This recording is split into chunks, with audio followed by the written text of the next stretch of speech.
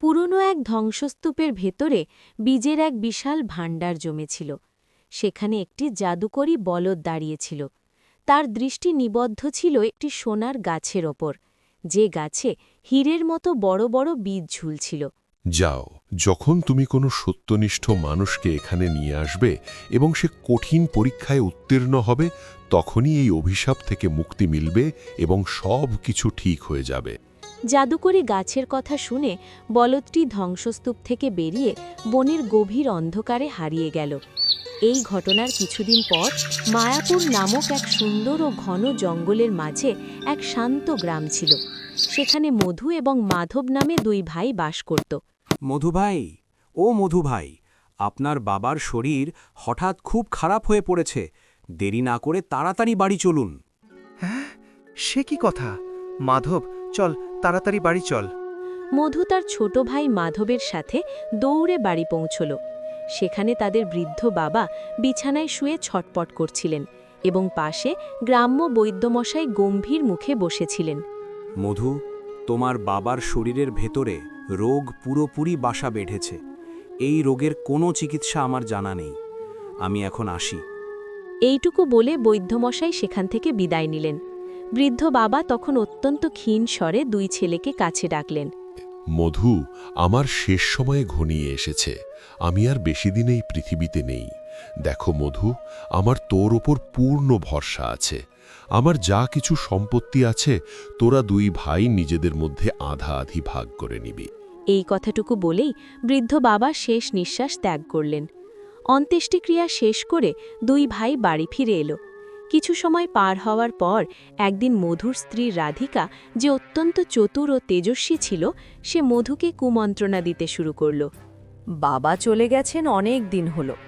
এবার তোমাদের দুই ভাইয়ের সম্পত্তির ভাগাভাগি করে নেওয়া উচিত। তুমি ঠিকই বলেছ, কিন্তু আমি কি করব? আমার কথা শোনো, আমাদের যে ক্ষেত আছে তার অর্ধেক উর্বর আর অর্ধেক অনুর্বর। উর্বর অংশটা নিজের কাছে রাখবে আর অনুর্বরটা মাধবকে দিয়ে দেবে। আর আমাদের ভাঙা ঘরটাও ওকে দিয়ে দাও। কিন্তু মাধব যদি প্রশ্ন করে, তখন আমি কি জবাব দেব? বলে দেবে যে তুমি বড় ভাই আর ও ছোট। ও তো মাত্র 2 বছর হলো কাজ শুরু করেছে, আর তুমি ছোটবেলা থেকেই বাবার সাথে বলদের মতো খেতে খেটেছ। হ্যাঁ রাধি, তুমি একদম ঠিক বলেছ। আমি এখন থেকে সেটাই করব যা তুমি বললে। পরদিন মধু তার স্ত্রী রাধিকাকে সাথে নিয়ে মাধবের আঙিনায় গিয়ে হাজির হল। শোনো মাধব, বাবা তো আর নেই, তাই এখন আমাদের সম্পত্তি ভাগাভাগি করে নেওয়াটাই বুদ্ধিমানের কাজ হবে। কিন্তু দাদা, আমি তো তোমার সাথেই থাকতে চেয়েছিলাম। আলাদা হওয়ার কথা তো আমি কখনো ভাবিনি। আরে ছোট, এসব আবেগ মাখা কথা কিছু সময়ের জন্যই ভালো লাগে। আমাদের ভবিষ্যতের কথা তো এখন থেকেই ভাবতে হবে, তাই না? ঠিক আছে দাদা, তোমার যা ইচ্ছে বলো, তুমি কিভাবে থাক করতে চাও? তাহলে শোনো, আমাদের যে ক্ষেত আছে তার অর্ধেক উর্বর আর অর্ধেক অনুর্বর। উর্বর অংশটা আমি রাখব, কারণ আমি ছোটবেলা থেকেই বাবার সাথে বলদের মতো হাড় ভাঙা খাটুনি খেটেছি, আর তুমি তো মাত্র 2 বছর হলো কাজে হাত লাগিয়েছ। আর আমাদের যে দুটো বাড়ি আছে, এই ভালো বাড়িটাতে আমি থাকব, কারণ এখানে আমি অনেক টাকা খরচ করেছি। আর ওই পুরনো ভাঙা বাড়িটাতে তুমি তোমার স্ত্রীকে নিয়ে থাকবে, ঠিক আছে? মধুর কথা শুনে মাধব স্তম্ভিত হয়ে গেল। তখনই মাধবের স্ত্রী গৌরী আর চুপ থাকতে পারল না। সে রাগে ফেটে পড়ল। এই তো ঘোর অন্যায়। আপনি সব কাজের অযোগ্য আর বাজে অংশগুলো আপনার ছোট ভাইকে দিচ্ছেন, আর সব ভালো জিনিস নিজের পকেটে ভরছেন। দেখো দাদা, আমার স্ত্রী গৌরী কিন্তু ভুল কিছু বলছে না। দাদা, এ আপনি কি বলছেন? ক্ষেতের অর্ধেক অনুর্বর অংশ যদি আপনি আমাকে দিয়ে দেন, তবে আমি চাষবাস করব কিসে? আমি বাঁচব কি করে? আর যে দ্বিতীয় বাড়িটার কথা আপনি বলছেন, সেটা তো আস্ত একটা ঝুপড়ি। সেখানে মানুষ থাকা যায়? দেখো ভাই, ওসব আমি জানি না। ভাগাভাগি এভাবেই হবে। আমার সিদ্ধান্ত চূড়ান্ত। তাতে আমি কি করতে পারি? তোমাদের কপালে ওটাই আছে, তাই ওটাই দিচ্ছি। এটা হতে পারে না। ভেবেছেন কি আপনি? এটা কোনো ভাগাভাগি হচ্ছে না। এটা আপনার গায়ের জোর আর মন গড়া সিদ্ধান্ত। সব খারাপ জিনিস আমাদের আর সব ভালো জিনিস আপনার, এটা আমরা কিছুতেই মেনে নেব না। আমরা পঞ্চায়েতে যাব। পঞ্চায়েতে যাবে? যাও। মনে রেখো, এই গ্রামের মোড়ল আমার ঘনিষ্ঠ বন্ধু। সেও আমার কথাতেই সায় দেবে। এখন যা পাচ্ছ সেটা মুখ বুজে নিয়ে নাও, নয়তো পরে এই ভাঙা ঘরটাও জুটবে না। পঞ্চায়েত তোমাকে অপমান করে গ্রাম থেকে বের করে দেওয়ার চেয়ে ভালো হয় 4 দেওয়ালের মাঝেই এটা মিটিয়ে নাও। ঠিক আছে দাদা, যদি তোমার এটাই বিচার হয় তবে তাই হোক। তবে আর দেরি কেন, এক্ষুনি এই বাড়ি ছেড়ে বেরিয়ে যাও তোমরা। মধু ও রাগিকার কটু কথায় মাধব আর থাকতে পারল না। চোখে জল নিয়ে সে তার সামান্য কিছু জিনিসপত্র গুছিয়ে সেই ভাঙা ঝুপড়ি ঘরের দিকে রওনা দিল। গৌরীও ব্যথিত মনে তার স্বামীকে অনুসরণ করল। আমি একদম ঠিকই বলেছিলাম, ওটা কোনো বাড়ি নয়, কেবল একটা জীর্ণ ঝুপড়ি। আপনার বড় ভাই আমাদের সাথে এত বড় জালিয়াতি করলেন, অথচ আপনি একটা প্রতিবাদ পর্যন্ত করলেন না। আমি চাইলে বিষয়টা পঞ্চায়েত পর্যন্ত নিয়ে যেতে পারতাম গৌরী, কিন্তু তাতে তো আমাদের পরিবারেরই দুর্নাম হতো। আমি সেটা চাইনি। তা না হয় বুঝলাম, কিন্তু এখন আপনি করবেন কি? অনুর্বর জমিতে কি কোনোদিন শস্য ফলে? আমার ভগবানের ওপর পূর্ণ ভরসা আছে গৌরী, তিনি আমাকে 2টো পরিশ্রমী হাত দিয়েছেন। তুমি দেখো, আমি ওই অনুর্বর জমির বুক চিরে বীজ বপন করব, আর ভগবানের কৃপা থাকলে ওখানেই সোনার ফসল ফলিয়ে গ্রামবাসীদের দেখিয়ে দেব। পরদিন মাধব তার সেই পাথুরে ও অনুর্বর খেতে গিয়ে লাঙল চালাতে শুরু করল। কাঠফাটা রোদে ঘাম ঝরিয়ে সে দিন-রাত পরিশ্রম করতে লাগল। তখনই গ্রামের এক লোক উঠান দিয়ে যাওয়ার সময় তাকে দেখে দাঁড়িয়ে পড়ল। আরে মাধব ভাই, এ কি করছো? এই জমি তো পাথুরে, এখানে কোনোদিন ফসল ফলে না। মিছেমিছি কেন নিজের সময় আর শরীরের শক্তি নষ্ট করছো ভাই? মাধব কোনো উত্তর দিল না। সে এক মনে লাঙল চালিয়ে যেতে লাগল। সেই লোকটিও বিদ্রূপের হাসি হেসে চলে গেল। দিনের পর দিন মাধব হাড় ভাঙা খাটুনি খাটল, কিন্তু মাটির বুক থেকে একটা অঙ্কুরও বের হল না। ক্লান্ত আর বিধ্বস্ত হয়ে একদিন সে ঘরে মনমরা হয়ে বসেছিল। তখনই গৌরী তার কাছে এলো। আমি তো আপনাকে আগেই বলেছিলাম, এই পাথুরে জমিতে হাল চালিয়ে কোনো লাভ নেই। গৌরী, আমার কাছে যদি অন্তত একটা বলদ থাকত, তবে আমি এই অনুর্বর জমিতেই ফসল ফলিয়ে দেখিয়ে দিতাম। কিন্তু আমি এখন কি করব? হাড় ভাঙা খাটুনি খাটতে খাটতে আমার শরীর আর চলছে না। দুপুর গড়াতেই হাত পা অবশ হয়ে আসে। আর পারছি না গৌরী, আমি আর পারছি না। শুধু শুধু নিজের শরীরটাকে শেষ করছেন কেন? আমি আপনার পরিশ্রমের ওপর বিশ্বাস রাখি, কিন্তু আপনাকে এটাও ভাবতে হবে যে ঘরে জমানো অন্ন ফুরিয়ে এসেছে।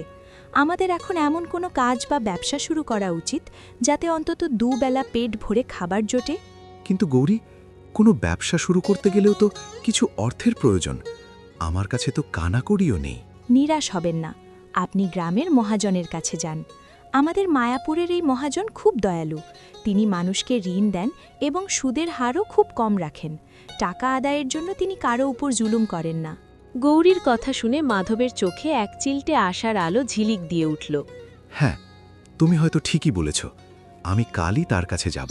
পরদিন মাধব মহাজনের প্রাসাদে গিয়ে পৌঁছল এবং নিজের সব দুঃখের কথা জানিয়ে বিনীতভাবে বলল, মহাজন মশাই, আমাকে সামান্য কিছু ঋণ দিন, যাতে আমি ছোটখাটো কোনো ব্যবসা শুরু করতে পারি। কাজ শুরু করে মুনাফা পেলেই আমি আপনার পাই পাই চুকিয়ে দেব। মাধবের সততা দেখে মহাজন তাকে 10টি স্বর্ণমুদ্রা দিলেন। খুশিতে ডগমগ হয়ে মাধব বাড়ি ফিরে এলো। গৌরী, আমি কালই পাশের কৃষ্ণনগর গ্রামে যাব। শুনেছি ওখানে খুব সস্তায় মাটির খেলনা পাওয়া যায়। এই 10 মুদ্রা দিয়ে কিছু খেলনা কিনে অন্য গ্রামে ঘুরে ঘুরে বিক্রি করব। দেখবে, এতে আমাদের ভালোই আয় হবে। পরদিন মাধব কৃষ্ণনগর গ্রামে পৌঁছল। বাজারের ভেতর দিয়ে যাওয়ার সময় হঠাৎ তার নজর পড়ল একটি বলদের উপর। একজন লোক বলদটিকে নির্দয়ভাবে লাঠি দিয়ে পেটাচ্ছিল, আর বলদটির চোখ দিয়ে অঝরে জল ঝরছিল। আরেও ভাই, থামুন থামুন, মারবেন না। কেন এই অবলা পশুটাকে এত নিষ্ঠুরভাবে পেটাচ্ছেন? কি দোষ করেছে ও? কেন পেটাচ্ছি জানো? আমি জঙ্গল থেকে এক লোকের কাছ থেকে চড়া দামে একে কিনেছিলাম। ভেবেছিলাম ক্ষেত চাষের কাজে লাগাবো, কিন্তু যখনই লাঙল জোড়ার সময় হয় এ এক পাও নড়ে না, অথচ জাবনা খাওয়ার সময় পেট ভরে সাবার করে দেয়। একে কিনে আমার শুধু লোকসানই হয়েছে, লোকসান। তাই রাগ সামলাতে না পেরে পেটাচ্ছি। ওহো ভাই, থামুন, আর মারবেন না। দয়া করুন এর ওপর।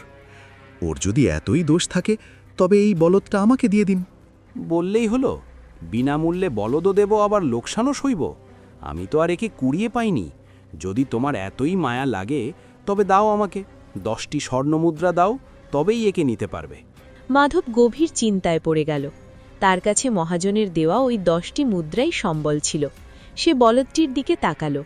বলদটির চোখে যেন এক করুণ আরতি আর আশ্রয়ের আশা ঝিলিক দিচ্ছিল। কিছুক্ষণ ভেবে মাধব তার পকেটের সব কটি মুদ্রা ওই লোকটির হাতে তুলে দিল। আমার কাছে তো মোটেই 10টি মুদ্রাই ছিল। আমি খেলনা কিনতে এসেছিলাম, কিন্তু এই অসহায় প্রাণীর জীবন বাঁচানো হয়তো বেশি জরুরি। একটা কথা বলি ভাই, কিছু মনে করো না। তোমার মতো বোকা আমি আর দুটো দেখিনি। এই অকেজা বলদটাকে কিনে তুমি স্রেফ লোকসান করলে। যাক, আমার আপদ তো বিদায় হলো। নিয়ে যাও, এই আপদকে তোমার বাড়ি নিয়ে যাও। লোকটি হাসতে হাসতে চলে গেল। মাধব সেই বলদটিকে সঙ্গে নিয়ে অত্যন্ত কুণ্ঠিত মনে বাড়ি ফিরল এবং গৌরীর কাছে সব ঘটনা খুলে বলল। হে ভগবান, আমি আপনার মতো নির্বোধ মানুষ আর দেখিনি। ওই 10টি মুদ্রা আপনি এই অকর্মণ্য বলদটার পেছনে নষ্ট করে এলেন।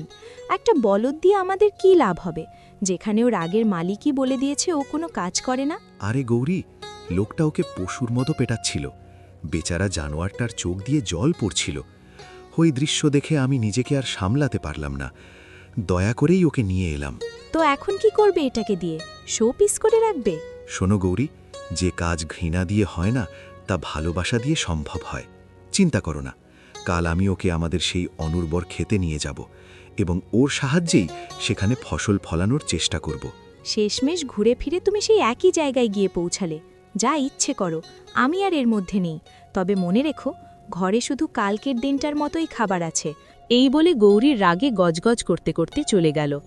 পরদিন ভোরে মাধব বলদটিকে নিয়ে সেই পাথুরে খেতে পৌঁছল। কি রে, এখন তোকে ভালো লাগছে তো? শোন, আজ থেকে আমি তোকে ভোলা বলে ডাকব। দেখ ভোলা, যে 10টি মুদ্রা দিয়ে আমি তোকে কিনেছি, সেগুলো কিন্তু আমি মহাজনের কাছ থেকে ঋণ নিয়েছি। তাই আজ তোকে আমার সাহায্য করতেই হবে। চল ভাই, শুরু করি। গরুর সাথে লাঙল বেঁধে জমি চাষ করার চেষ্টা করল, কিন্তু বলদটি তার জায়গায় পাথরের মতো দাঁড়িয়ে রইল। এক চুলও নড়ল না। আরে ভোলা, তোর কি হলো? কেন তুই নড়ছিস না? চল ভাই, একটু পা চালা। মাধব সারা দিন ধরে আপ্রাণ চেষ্টা করল, অনুরোধ করল, কাকুতি মিনতি করল, কিন্তু ভোলা এক পাও নড়ল না। দিন শেষে ক্লান্ত ও বিধ্বস্ত হয়ে মাধব ভোলাকে নিয়ে বাড়ি ফিরে এলো। মাধবের শুকনো মুখ দেখে গৌরীর টিপ্পনি কাটতে ছাড়ল না। কি হলো, তোমার ওই বলদ কি সারা ক্ষেত চষে ফেলেছে? মুখটা তো একদম শুকিয়ে গেছে দেখছি। মাধব কোনো উত্তর দিল না। তার চোখ দিয়ে শুধু টপটপ করে জল গড়িয়ে পড়ছিল। পরদিনও সে অনেক আশা নিয়ে ভোলাকে খেতে নিয়ে গেল, কিন্তু ভোলা পাথরের মূর্তির মতো দাঁড়িয়ে রইল। সন্ধ্যায় ব্যর্থ হয়ে মাধব যখন বাড়ি ফিরল, দেখল গৌরী উনুনের পাশে বসে কাঁদছে। আজ সকাল থেকে আমি না খেয়ে আছি, ঘরের শেষ দানাটুকুও ফুরিয়ে গেছে। এখন বলো আমরা কি করব? আমি কি এখন তোমার ওই দাদাদের কাছে হাত পাতব, যারা আমাদের ঠকিয়ে সব কেড়ে নিয়েছে? তাদের কাছে ভিক্ষা চাইব? মাধবের নিজেরও চোখের জল বাঁধ মানল না। সে কোনো কথা না বলে উঠানে ভোলার পাশে গিয়ে বসে অঝরে কাঁদতে লাগল। রাত তখন নিঝুম, চারপাশ স্তব্ধ। হঠাৎ এক গম্ভীর কণ্ঠস্বর মাধবের কানে এলো। মাধব, তোমার এই অবস্থা দেখে আমার খুব মায়া হচ্ছে। আমি তোমাকে সাহায্য করতে চাই। হে ভগবান, আমি কি দেখছি?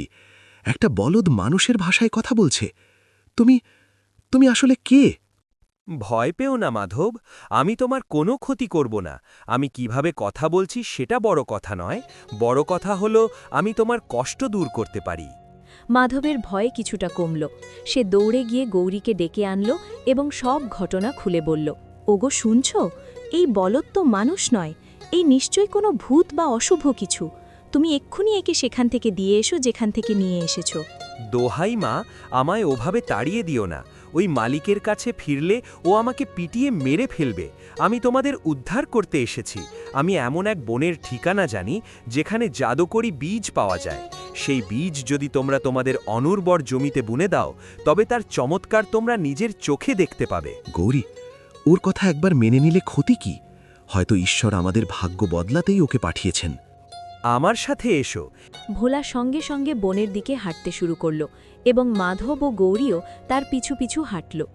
গভীর জঙ্গলের ভেতরে এক প্রাচীন ধ্বংসস্তূপের সামনে গিয়ে ভোলা থামল। আমার সাথে এসো। এই ধ্বংসস্তূপের ভেতরেই তোমরা সেই জাদুকরি বীজ খুঁজে পাবে।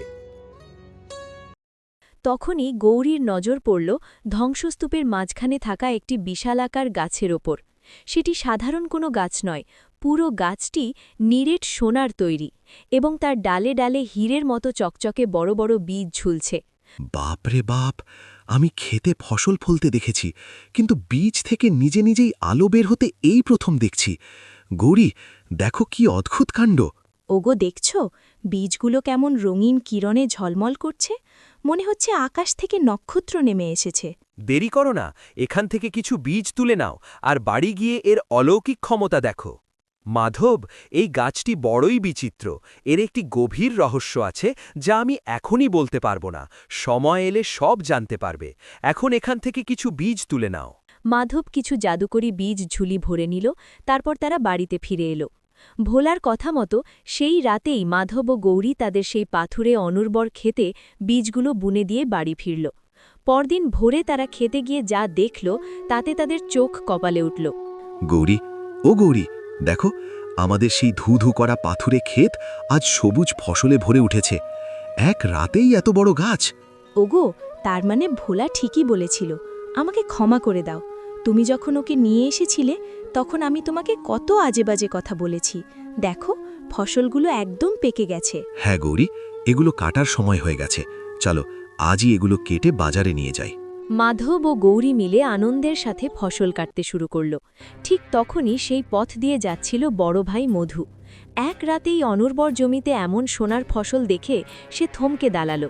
বিস্ময়ে তার মুখ হাঁ হয়ে গেল। হ্যাঁ, এ কি দেখছি? কাল পর্যন্ত এই জমিটা ছিল পাথরে ঠাসা, যেখানে ঘাসও জন্মাতো না, আর আজ এখানে এমন লহমায় ফসল দাঁড়িয়ে আছে। এ কিভাবে সম্ভব হলো রে মাধব? তুই কি জাদু জানিস নাকি? মাধব যখন তার দাদাকে সব সত্যি কথা বলতে যাচ্ছিল, ঠিক তখনই গৌরী তাকে থামিয়ে দিল। এসব ঈশ্বরের কৃপা বড়দা, আমাদের কর্ম আর ভাগ্য আজ আমাদের সহায় হয়েছে। মাধব সেই ফসল বাজারে নিয়ে গেল এবং অনেক দামে বিক্রি করল। বিক্রির সব টাকা সে গৌরীর হাতে তুলে দিল।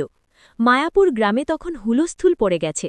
এক রাতেই পাথুরে জমিতে এমন ফসল হওয়া কেউ বিশ্বাস করতে পারছিল না। ভুল করে ওই জাদুকরি বলদ আর বোনের কথা কাউকে বলবে না। জানো গৌরী, বড়দা যখন জিজ্ঞেস করছিল, আমি তো প্রায় হীরের বীজের কথা বলেই দিচ্ছিলাম। বিশেষ করে তোমার দাদাকে তো নয়। জানো তো উনি কতটা লোভী? জানতে পারলে ওটা কেড়ে নেওয়ার চেষ্টা করবেন। তুমি ঠিকই বলেছ গৌরী, এখন থেকে আমাদের খুব সতর্ক থাকতে হবে। এভাবেই সময় কাটতে লাগল। প্রতি মাসে মাধব ভোলার সাথে সেই জাদুকরি বনে যায়, সেখান থেকে বীজ নিয়ে আসে এবং তার অনুর্বর জমিতে বুনে দেয়। পরদিন সকালে ক্ষেত ফসলে ভরে ওঠে। ধীরে ধীরে মাধব গ্রামের অন্যতম ধনী ব্যক্তিতে পরিণত হল। কিন্তু এই উন্নতি তার বড় ভাই মধুর সহ্য হচ্ছিল না। আমার মাথায় কিছুতেই ঢুকছে না যে আসলে হচ্ছেটা কি।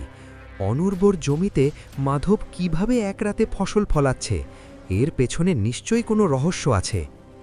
আমার মনে হয় তোমার ভাইয়ের হাতে কোনো জাদুকরী শক্তি বা বস্তু লেগেছে। আমাদের ওর ওপর নজর রাখতে হবে। যদি সত্যিই তেমন কিছু থাকে তবে সেটা আমাদের কাছে থাকা উচিত। তুমি একদম ঠিক বলেছ রাধিকা। আজ থেকে আমি মাধবের ওপর কড়া নজর রাখব। ওর এই জাদুর রহস্য আমাকে জানতেই হবে। হঠাৎ একদিন গৌরীর শরীর ভীষণ খারাপ হয়ে পড়ল। মাধব তাকে নিয়ে দ্রুত বৈদ্যমশায়ের কাছে গেল। মাধব, তোমার স্ত্রী এক অত্যন্ত জটিল রোগে আক্রান্ত। আমায় ক্ষমা করো, কিন্তু এই রোগের চিকিৎসা এই সাধারণ পৃথিবীতে নেই। ও আর মাত্র কয়েকদিনের অতিথি। এসব কি বলছেন বৈদ্যমশাই? এমন কথা বলবেন না, দয়া করে ওকে বাঁচান। শান্ত হও মাধব, আমার হাতে আর কিছুই নেই। তুমি ওকে বাড়ি নিয়ে যাও। মাধব বিধ্বস্ত মন নিয়ে গৌরীকে বাড়ি ফিরিয়ে আনল এবং উঠানে বসে ডুকরে কাঁদতে লাগল। তখনই জাদুকরি বলদ ভোলা তার সামনে এসে দাঁড়াল। কাঁদছ কেন মাধব? কি হয়েছে? মাধব কান্নারত অবস্থায় সব ঘটনা ভোলাকে জানাল। মনে হচ্ছে চূড়ান্ত পরীক্ষার সময় এসে গেছে। কিসের পরীক্ষা ভোলা? কিছুক্ষণ পরেই সব জানতে পারবে। তুমি গৌরীকে সাথে নিয়ে আমার সাথে বনে চলো। বনে? কিন্তু সেখানে তো শুধু জাদুকরি বীজ আছে। শোনো মাধব, ওই জাদুকরি বীজগুলোর মধ্যে এমন একটি বিশেষ বীজ আছে যা কোনো রোগীকে খাওয়ালে সে পুরোপুরি সুস্থ হয়ে ওঠে। তুমি সত্যি বলছো? হ্যাঁ মাধব, আমি সত্যি বলছি, চলো আমার সাথে। মাধব অসুস্থ গৌরীকে নিয়ে বনের দিকে রওনা হল। মাধব আর গৌরী যখন বনের গভীরে সেই ধ্বংসস্তূপের দিকে এগোচ্ছিল, তারা টেরও পায়নি যে বড় ভাই মধু এবং তার স্ত্রী রাধিকা নিঃশব্দে তাদের পিছু নিয়েছে। মাধব আর গৌরী তখন সেই বিশালাকার সোনার গাছটির সামনে দাঁড়িয়ে। গাছটি থেকে এক অপার্থিব দ্যুতি ছড়াচ্ছে। ওই দেখো মাধব, সোনার গাছটির ডগায় হীরের বীজগুলো চিকচিক করছে। ভালো করে খেয়াল করো, ওই হীরের বীজগুলোর মাঝখানে একটি অতি সাধারণ ধূসর রঙের বীজও আছে। হ্যাঁ ভোলা, আমি দেখতে পাচ্ছি। হীরের এত উজ্জ্বলতার মাঝে ওই সাধারণ বীজটা সত্যিই বড় বেমানান লাগছে। এখনই তোমার জীবনের সবচেয়ে বড় পরীক্ষার সময় মাধব। আমার কথা খুব মন দিয়ে শোনো। যদি তুমি ওই হীরের বীজগুলো নিয়ে তোমার ক্ষেতে বপন করো, তবে কাল সকালে তোমার ক্ষেত হীরের খনিতে পরিণত হবে। তুমি হবে এই পৃথিবীর সবচেয়ে ধনী মানুষ। কিন্তু যদি তুমি ওই সাধারণ বীজটি বেছে নাও এবং গৌরীকে খাইয়ে দাও, তবে সে চিরতরে রোগমুক্ত হয়ে সুস্থ হয়ে উঠবে। স্ত্রী যদি পাশে না থাকে, তবে এই অঢেল ঐশ্বর্য দিয়ে আমি কি করব? মনে রেখো মাধব, যেই মুহূর্তে তুমি ওই সাধারণ বীজটি গৌরীকে খাওয়াবে, এই সোনার গাছ আর জাদুকরী বীজ সব চিরতরে অদৃশ্য হয়ে যাবে। এই ধ্বংসস্তূপ আবার সাধারণ পাথরে পরিণত হবে। মাধব এক মুহূর্তও দ্বিধা করল না। সে যেই সাধারণ বীজটির দিকে হাত বাড়াল, অমনি অট্টহাসি দিয়ে তলোয়ার হাতে হাজির হল মধু আর রাধিকা। থাম মাধব, আমি তোর আর ওই বলদের সব কথা আড়াল থেকে শুনেছি। খবরদার, ওই সাধারণ বীজটা ছুবি না। ওটা ছুলেই তো সব জাদুর বীজ গায়েব হয়ে যাবে। আমি এটা হতে দেব না। ওই হীরের বীজগুলো সব আমার চাই। দাদা, এ কি বলছো তুমি? গৌরী আর মাত্র কয়েকদিনের অতিথি। তুমি কি চাও ও মারা যাক? তুমি কি চাও না তোমার ভাইয়ের বউ সুস্থ হয়ে উঠুক? তোর বউ মরল না বাঁচল তাতে আমার কি? আমার ধন সম্পদ চাই, মানুষ নয়। যদি আর এক কদম এগিয়েছিস, তবে এই তলোয়ার দিয়ে তোর মাথা নামিয়ে দেব। সরে দাঁড়া বলছি। ধনের জন্য তোকে মারতে হলেও আমি পিছপা হব না। রাধিকা, চলো, এই মূর্খটা কোনো বোকামি করার আগেই আমরা সোনার গাছের সব বীজ উপড়ে নিই। কাল সকালে আমাদের ক্ষেত হীরেতে ভরে যাবে, আর আমরা হব এই দুনিয়ার সবচেয়ে ধনী মানুষ। চলো। মধু আর রাধিকা উন্মত্তের মতো সোনার গাছের দিকে ছুটে গেল, কিন্তু যেই তারা গাছটি স্পর্শ করল, অমনি এক বিকট শব্দে বিস্ফোরণ ঘটল এবং তাদের শরীর জ্বলতে শুরু করল। ওগো, তোমরা কেউ বাঁচাও! আমার দাদা আর বৌদি পুড়ে যাচ্ছে। ভোলা, কিছু একটা করো, ওদের বাঁচাও। ঠিক তখনই সেইখানে একজন সাধু বাবার আবির্ভাব ঘটল এবং সাধু বাবা বলল, একে বাঁচানো সম্ভব নয় মাধব। এই জাদুকরী গাছ তাদের এই পরিণতি নির্ধারণ করেছিল। যারা লোভ আর কুমতলব নিয়ে এই পবিত্র গাছ স্পর্শ করবে, তাদের বিনাশ অনিবার্য। দেখতে দেখতে মধু আর রাধিকা ভস্মীভূত হয়ে গেল। মাধব চোখের জল মুছে কাঁপতে কাঁপতে সেই সাধারণ বীজটি গৌরীর মুখে তুলে দিল। বীজটি খাওয়া মাত্রই গৌরী অলৌকিকভাবে চোখ মেলল এবং উঠে বসল। ওগো, আমার শরীর এখন একদম সুস্থ লাগছে। মনে হচ্ছে যেন নতুন জীবন পেলাম। তখনই আবার এক স্বর্গীয় আলোয় চারপাশ ভরে গেল এবং বলদ ভোলা এক সুদর্শন রাজকুমারে পরিণত হল। এ কি? এসব কি হচ্ছে? অনেক বছর আগে আমি কঠোর তপস্যা করে এই বনে এই জাদুকরী বীজগুলো রোপণ করেছিলাম। আমার উদ্দেশ্য ছিল মানবজাতির কল্যাণ করা এবং দুর্ভিক্ষ পীড়িত এলাকায় অন্ন কষ্ট দূর করা। কিন্তু রাজকুমারের কানে এই গুপ্তধনের কথা পৌঁছতেই রাজকুমারের ভেতরকার লোভ জেগে ওঠে। আমি রাজকুমারকে সতর্ক করেছিলাম, কিন্তু রাজকুমার শুনেনি। রাজকুমার যখনই হীরের লোভে ওই সোনার গাছ স্পর্শ করলে, তখনই রাজকুমার অভিশপ্ত হয়ে বলজ পরিণত হলে। সেই দিন জাদুকরী গাছ রাজকুমারকে অভিশাপ দিয়েছিল যে তুমি বলদ হয়েই থাকবে, কিন্তু বলদের মতো কাজ করতে পারবে না। মালিকরা তোমাকে বিক্রি করবে, কিন্তু মুক্তি পাবে না। মুক্তি কেবল তখনই সম্ভব ছিল যখন কোনো নির্লোভ এবং পবিত্র হৃদয়ের মানুষ তোমাকে কিনবে এবং অঢেল সম্পত্তির হাতছানি থাকা সত্ত্বেও সে হীরের চেয়ে তার পরিবারকে বেশি গুরুত্ব দেবে।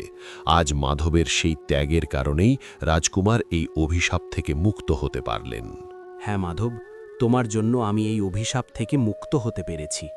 মাধব, তোমার দাদা আর বৌদির লোভের বশবর্তী হয়ে ওই গাছ ছুঁয়েছিল, তাই তারা তাদের পাপের শাস্তি পেয়েছে। এখন এই সব জাদুকরী বীজ তোমার, তুমি যত খুশি নিয়ে যেতে পারো। না সাধু বাবা, আমার এই জাদুকরী বীজের কোনো প্রয়োজন নেই। আমি কেবল চেয়েছিলাম আমার স্ত্রী যেন সুস্থ হয়ে ওঠে। আমি একজন সাধারণ কৃষক। নিজের পরিশ্রমে ফসল ফলিয়ে দিনটি কাটানোই আমার জীবনের সবচেয়ে বড় সুখ। আমি শুধু চাই আমার সেই পাথুরে জমিটা যেন আবার উর্বর হয়ে ওঠে। বেশ, তবে এই সাধারণ বীজটি নিয়ে যাও। এটি তোমার ক্ষেতে বুনে দিলেই তোমার জমি আবার সবুজে ভরে উঠবে। তবে মনে রেখো, এই স্থানের রহস্য যেন চিরকাল তোমার বুকেই গোপন থাকে। মাধব হাসি মুখে গৌরীর হাত ধরে বনের বাইরে বেরিয়ে এলো। রাজকুমার আদিত্য সাধুর আশীর্বাদ নিয়ে নিজের রাজ্যের পথে রওনা হল। মায়াপুর গ্রামে আবার ফিরে এলো সুখ আর সমৃদ্ধি।